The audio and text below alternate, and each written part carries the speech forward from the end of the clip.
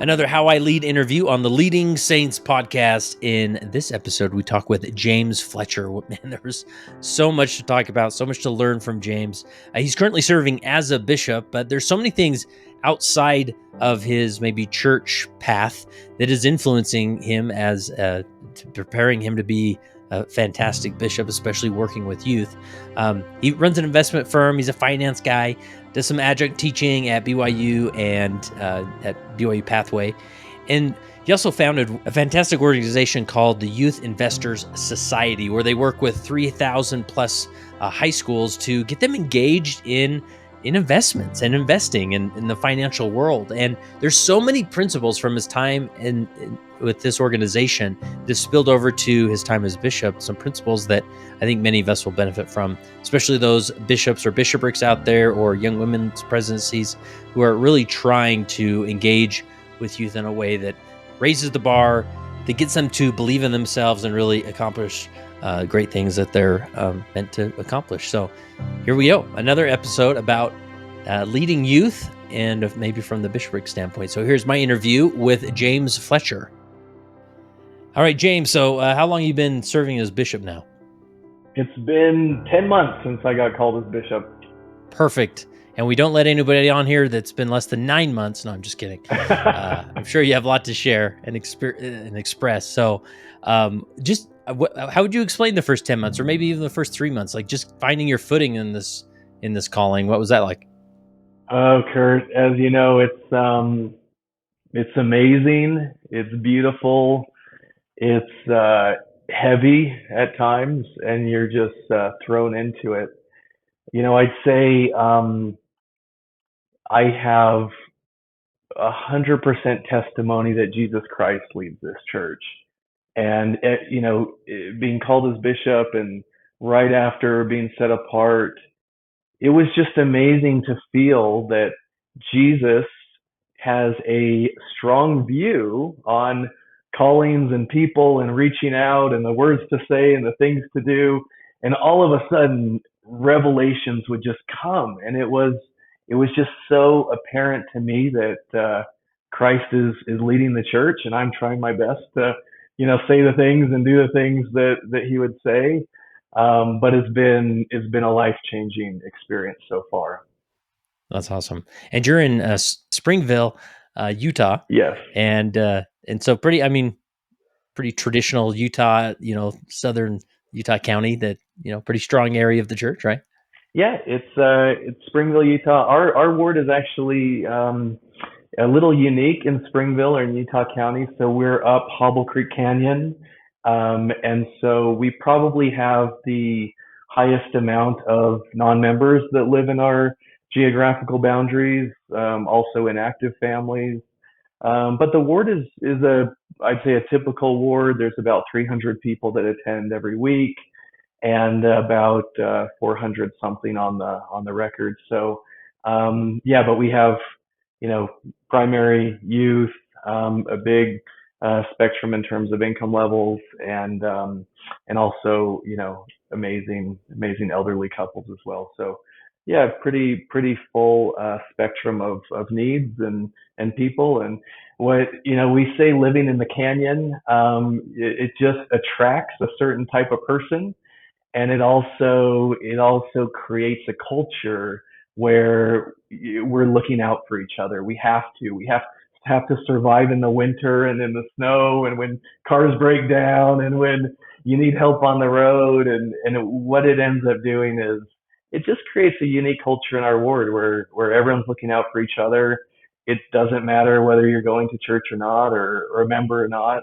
We're sort of all in it together in the canyon. So it is a unique culture that way. Very, very beautiful, actually. Maybe let's jump in. Just walk me through like your approach to the youth, and how did you, like, where do you start when it comes with the youth? Because that's such a heavy responsibility at times for bishops that, you want to get right. Yeah. And that, when I was called and, spoke to my wife, and I spoke to our stake president, he said, let Elders Quorum and Relief Society run the adults, and focus on the youth, and that should be your focus. And I love the youth.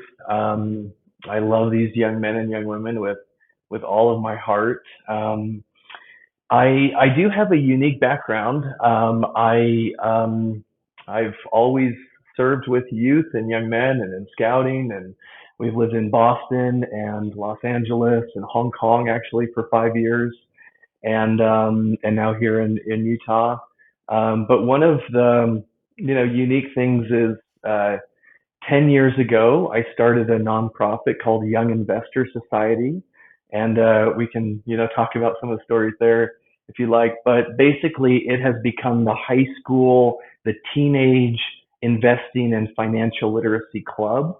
I sort of started it, we were living in California at the time, and we had youth. I was working in youth, and I had the young men come over to my house every Wednesday night, and they had questions about the stock market and about, how to analyze companies, and I just started for fun teaching them lessons and classes about the stock market, and what ended up happening is this we hit on a nerve where a lot of teenagers around the world were looking for learning about financial literacy and investing, and this little idea that I had 10 years ago has snowballed into, first we had 6 high schools participating, and then 50, and then 150, and then 300, and this past month we just surpassed 3,000 high schools in 100 countries around the world.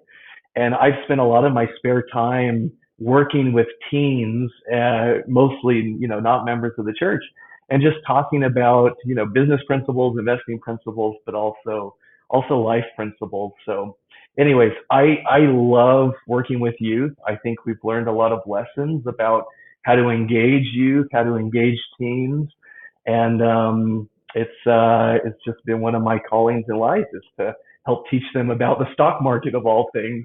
And now as Yeah. bishop, I get to, help the youth learn about spiritual things as well. Yeah. So what does that look like on a week to week basis, or, whether you're doing interviews or whether you're, leading out on an activity? Like what are the touch points of applying some of these principles?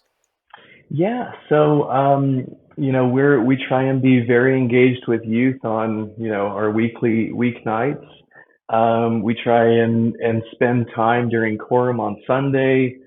As the responsibility of bishop is you have many different responsibilities while always trying to prioritize the youth. But what I found, and again, I'm sort of new into this, is one is, so when I was called as bishop, I actually replaced one of your previous guests, who's renowned and beloved, Bishop Sweat, Anthony Sweat. And one of the advice points that he gave me is, I said, how do you judge success when there's so many things you can be doing as bishop and you have so much on your plate? How do you judge success? And I've never forgot his response. He said, pray to receive your errand, or the impression from the Spirit, and act on it. And on a daily and weekly basis, if you are receiving an errand from the Spirit and you're acting on it, then, despite all the things you could be doing, you can know that, it's a success. It's a successful week. So I try to do that on a daily, weekly basis. I pray by name every morning for all of my young men and a lot of our ward members that I'm working with. And then oftentimes, impressions will come and visits will happen, and messages and texts and reaching out. And so I think it's, there's never one answer every week of what the Spirit will guide you to do, or what you should Mhm. say. But I think it's being in tune with those promptings. Yeah. And I'm sure, many of these instances are special and private, but is there any specific story that comes to mind that you going through that process, that something you could share? Yeah. So this will take us back 14 years, but I was serving as young men's president in Boston. I had a young man named Zach that is a wonderful young man and was being raised by a single mother, and and I was close to him, and over the years he's gone through lots of the roller coaster of life, and did not end up serving the mission, and went through a lot of the ups and downs of life. And um, a couple months ago, he reached out to me and said, Brother Fletcher, can we meet up for lunch? And he had come back to church, and he was working to prepare for the temple, and he was living in Idaho at the time.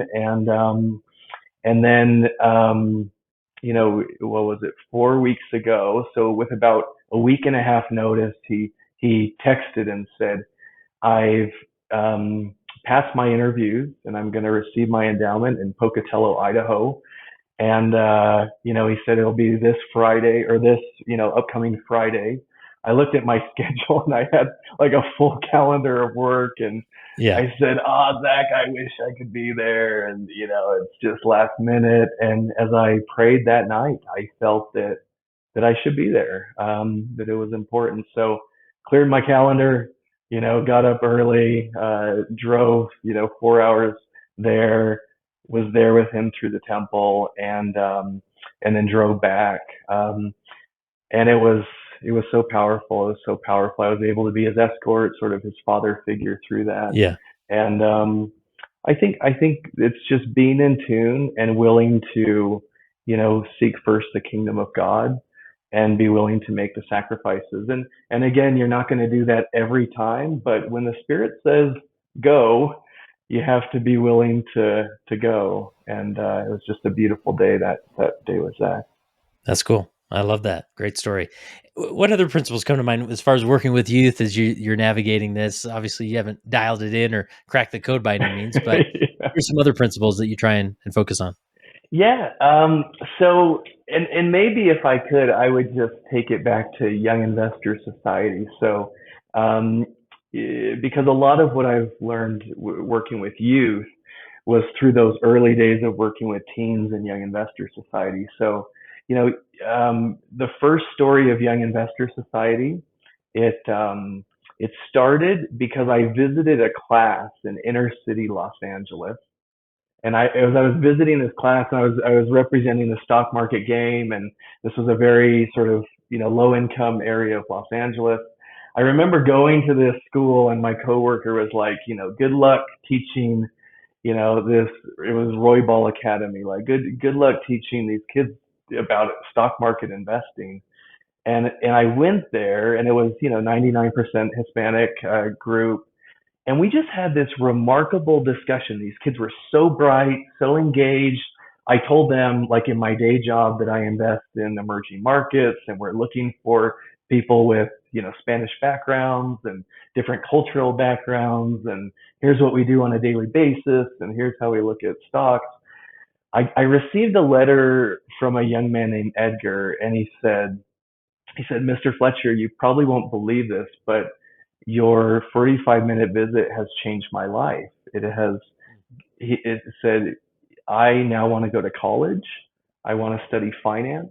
You've given me something to strive for. And he said, no adult has ever shown that they cared before, especially for kids like me. And that phrase, no adult has ever shown that they cared before, just would not leave my head. And then I went to someone from Harvard Business School and someone from Merrill Lynch, and we came together and started the Young Investor Society. And like I said, it's grown and grown and grown. But one of the principles I've learned throughout these years of Young Investor Society is, one, kids need a vision of who they can become. They need someone to believe in them and love them and meet them where they are. But I'd say one of the principles beyond that is that kids, especially teenagers, they need a high bar. They need something that's challenging. They need you to sort of raise the challenge on them, and then they rise to it, right? Like, I have 3 teenagers right now at home. If I tell my teen, go do this puzzle that's easy, they're bored. They're not engaged. They're not excited. If they've heard it a million times, they're just not engaged. If I tell my son came to me and he's like, I want to build a workbench like Mark Rober does. And I said, all right, let's think through how we're going to do it. And he went to our neighbor, and, all of a sudden, like, we're spending Saturdays building this, workbench. And for teenagers, they need to be challenged. They need to see what they can become, and they need a high bar. Like President Nelson, you've heard this before. He said, this rising generation has the capacity to be smarter and wiser and have more impact on the world than any previous generation. And, I've seen that with youth. If you set the bar high, they rise to it. If you set the bar low or average, they're just bored. They're just not engaged. If you're saying something they've heard a million times, they just disconnect. Like in our quorum meetings, we start off every lesson because they're preparing to be missionaries in a couple of years or soon. We start with a role play question of what they'll receive on their mission. And we're not giving them like softball questions, right? We're giving them like hard investigator questions that they need to think through, wrestle. They need to answer with scriptures. And the kids like rise to it. They love it. It's exciting. It's challenging. Whereas if, you just, make it easy, teens, they disengage. These are smart kids. This is the smartest generation that's ever come to the earth, as President Nelson said, right? Awesome. So, I mean, so as you're engaging with the kids, you walk into a room. I'm just thinking like the scenario. So glad you're here, James. We need you to go set the vision and set some standards for these youth. I mean, it's more of like taking them to a higher level, right? Raising the floor almost, where like you did that at that school. It's like nobody had really even thought to go to a place like the stock market. Like, oh, that's so above them. They wouldn't understand it, Yeah. nor would they even like it. But when you went there, suddenly those who wanted to, right, rose to that occasion. Yep, exactly. It's been interesting at Young Investor Society, for example. We have piloted so many different competitions and lessons for teens, and to see like what sticks and what doesn't. In one year, we called it a varsity and a JV competition, because Yeah. the varsity, like our main competition is to do a full stock research report, all the way from company analysis to income statement analysis. And then they do a full valuation model. They're doing a discounted cash flow model, SWOT analysis, all their financials. It's very advanced. Like it's as advanced as like a high level college student would do. And we said, okay, like for kids like Edgar, right? Like that are just beginning from inner city Los Angeles, let's do like a very watered down version. They can analyze the company, but just do like strengths, weaknesses, opportunities, threats. And guess what? That year we thought it would be like 60% varsity, 40% JV. We had 97% of the students choose the higher level competition, and only 3% chose like the basic competition. Like it was so telling to us. Every time we try and like do a basic level, the kids are just not that interested. And every time we like push them to the next level and give them something challenging. And I think we see the same thing in the church, right? Like when we truly treat these young men and young women like the leaders that they are, and empower them and let them run with it, they do an amazing job. Like let me tell you another story. We had well, it's a long story, but I'll summarize it. Our young women were reaching out or thinking about a family that hadn't attended church in many years. And the young women leaders, the young women, class presidents, they thought, let's do a service project to this family. They visited this family. They just overloaded them with Christmas gifts, and it touched the family so much that they started coming back to church. And they have three girls. Their oldest girl came to youth conference this year, and again, she hadn't gone to church in 3 years. Came to youth conference, had a great experience. Came to girls camp last week, in beautiful Heber Valley Girls Camp. The whole camp was there, and guess who we chose to say the prayer in front of all the girls? We chose Annika, and she said a beautiful prayer. And then we asked her to speak this Sunday, and she gave this talk this past Sunday. And I kid you not, Kurt, when she was up there, the spirit was so strong.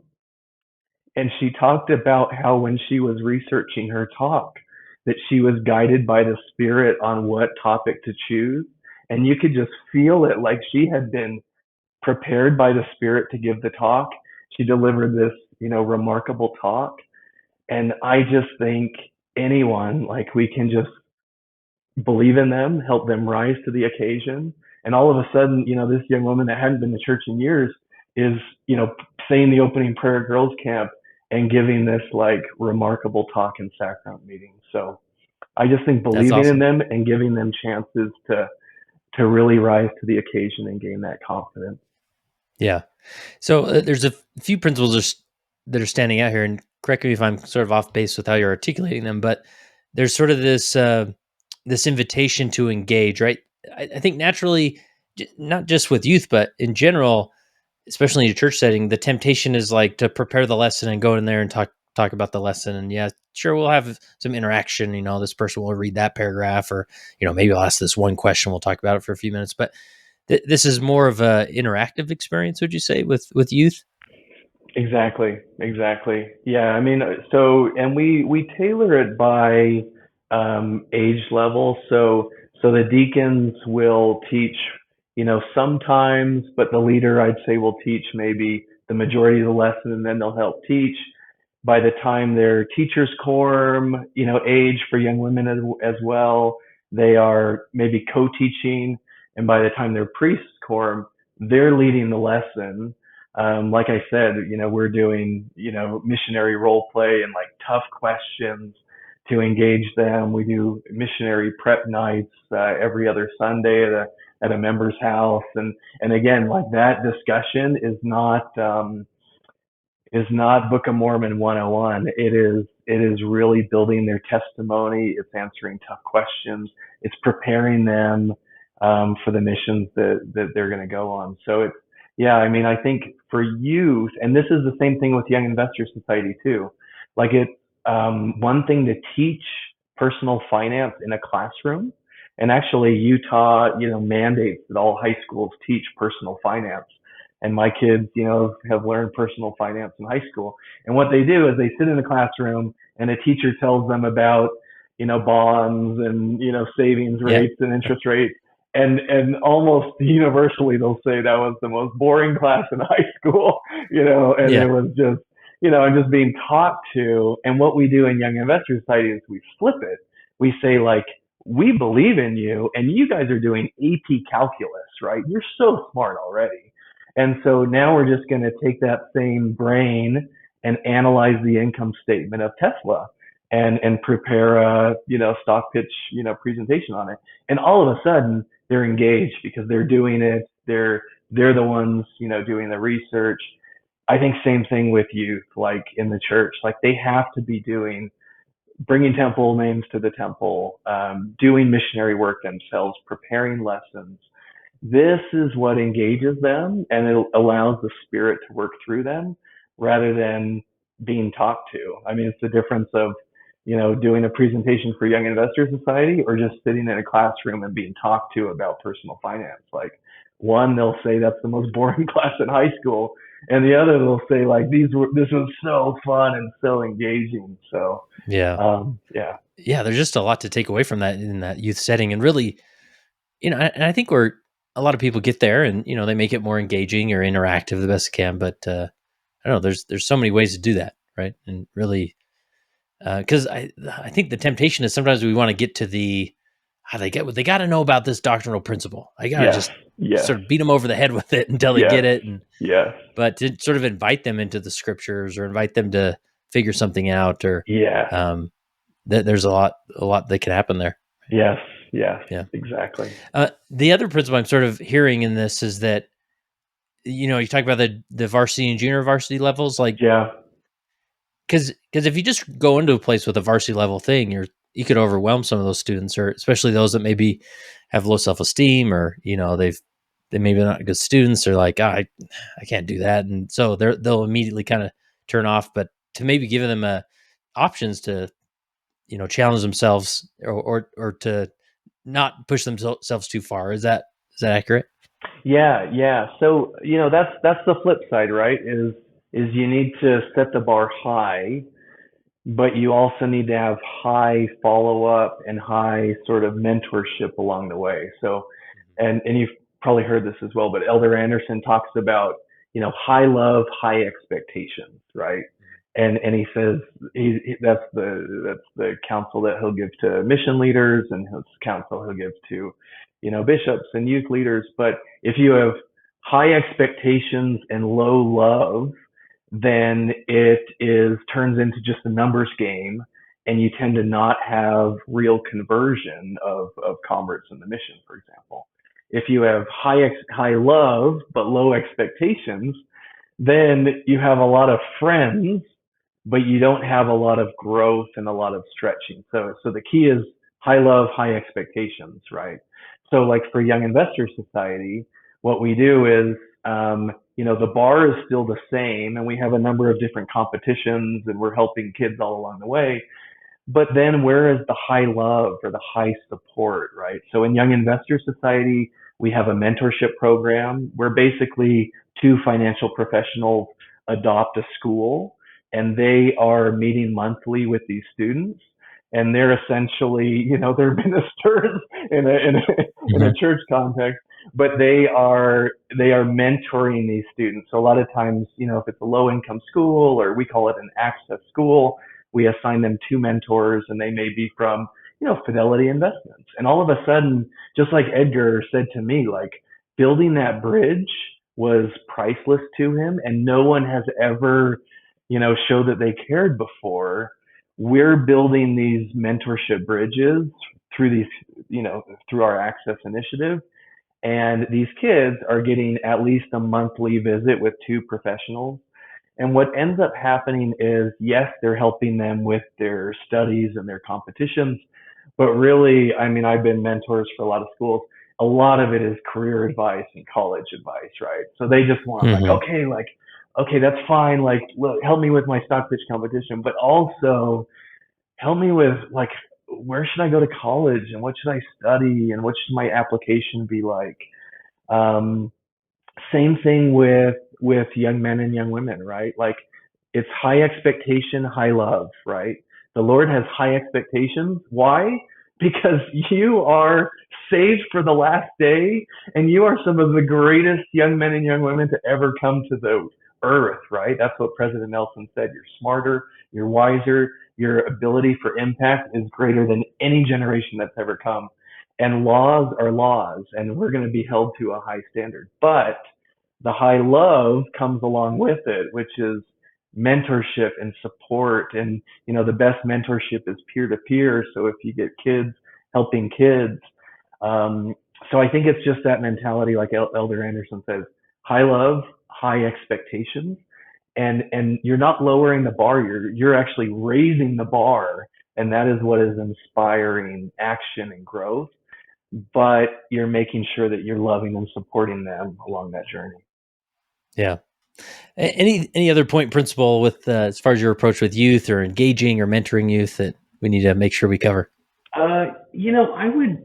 I would say too, and this goes back to that initial story for Edgar and Young Investors Society, but showing youth their gifts and their talents, and that you believe in them. That the worth of souls is great in the sight of God. One of the scriptures that we recently studied that stood out to me, because it does talk about bishops, but I think it talks about leaders in general, is in Doctrine and Covenants 46, where it's talking about the gifts of the Spirit. And listen to this. It says, "Unto the bishop of the church, and unto such as God shall appoint and ordain to watch over the church." So essentially, all leaders of the church, right? Um, "It is given unto them to discern all the gifts, lest there should be any among you professing that, and yet be not of God. And it shall come to pass that he that asketh in the Spirit shall receive in the Spirit." So one of my interpretations of this is, as bishop and as a leader, one of my roles is to discern the gifts of others. And I believe, and I fully view it, is part of discerning gifts is pointing out gifts. is saying, you know what, Zach, you have a gift of kindness. You are just loyal to your friends. And that is me as a leader discerning gifts and also helping them recognize their gifts.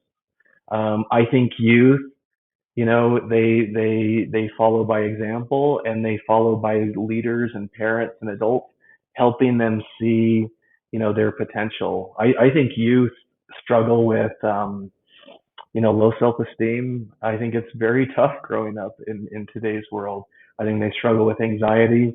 We were just at girls camp last week, as I said, and one of the things they did at girls camp is they had all the girls write in a UV pen what they would love Jesus Christ, their Savior, to help them overcome in their life, and and then they show it in an interactive way as they're walking through this path. And it was astonishing and heartbreaking and harrowing to the soul to Yeah. see the challenges that all the young women are struggling with on the inside, and maybe it's not apparent from the outside.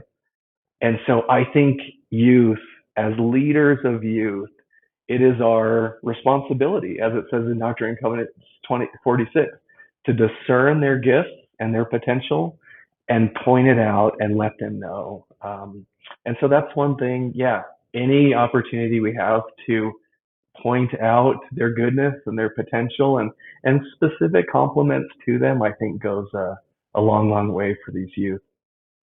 Yeah. That's fantastic. Um, James, anything else as far as, I mean, there's so many principles here. Anything else as far as with the youth that you've discovered or you're applying or finding success with? Any principle there? No, and I think, well, just to add to the previous principle of pointing out their gifts and talents, I think loving them in real and natural ways. Um, and really that's, everyone that walks in my office as bishop, they should feel the love of the Savior in a way that is, the prodigal son's father running to them, right? That same like insatiable love and astonishingly great love. And I think youth feel it when it's real and when it's genuine. When it's when it's just part of the program of church and showing up to a Tuesday activity and teaching a lesson and saying I love you on their birthday. You teens are so smart these days. They're so aware of how much you really mean it. Love is a verb, right? And love is Yeah. action. And like love is action that surprises them, that astonishes them, that is out of the normal. And so I just think, yeah, pointing out their talents and showing love in a way that is different than what they would have expected. They'll be like, whoa, I can't believe he did that. Like Zach, right? Like, I can't believe, Yeah. Bishop Fletcher dropped everything on a Friday and drove to Pocatello for 4 hours, right? Like, those are the things they remember and that they say, he really loves me, right? And I think Yeah. as a leader, we're trying to show that Christ-like love. Yeah, that's awesome. I want to make sure we give a good plug to this organization you talk to. If people want to know more information, and I don't know if it's specifically or who should, just anybody who knows a youth or youth who would be interested or people who work in the schools, or maybe plug that for us. Yeah, no, Young Investor Society, it's a nonprofit. It's entirely free.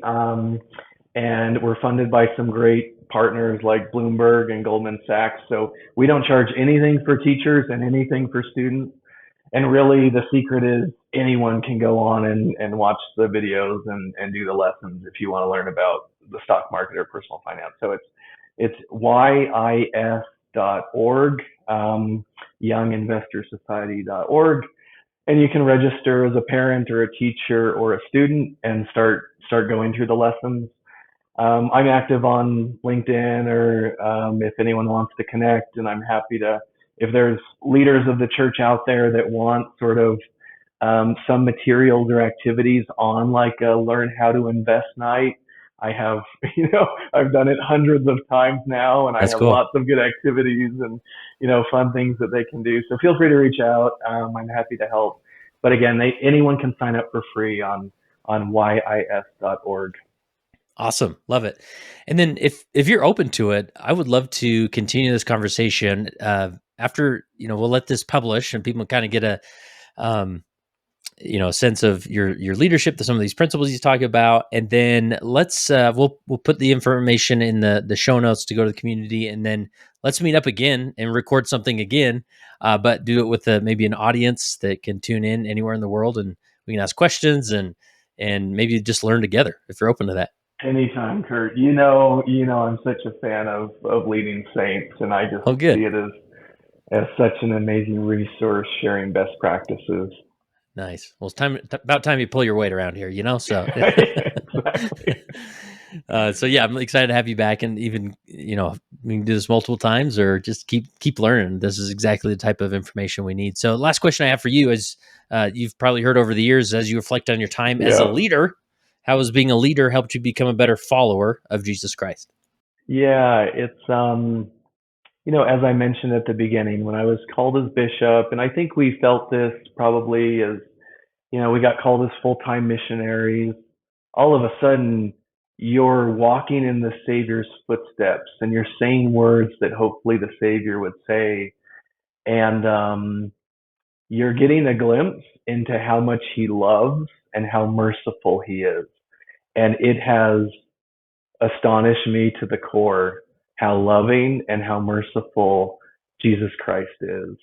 I will never be the same after this calling and feeling how much he loves and endlessly forgives and runs when people open that door, like the prodigal son and the prodigal son's father. I've had this analogy in my head for the past 10 months that it's like, on one hand, the love of God and the love of Jesus Christ is like the Mississippi River. There's that verse in Doctrine and Covenants 121. How will a puny arm stay the Mississippi River?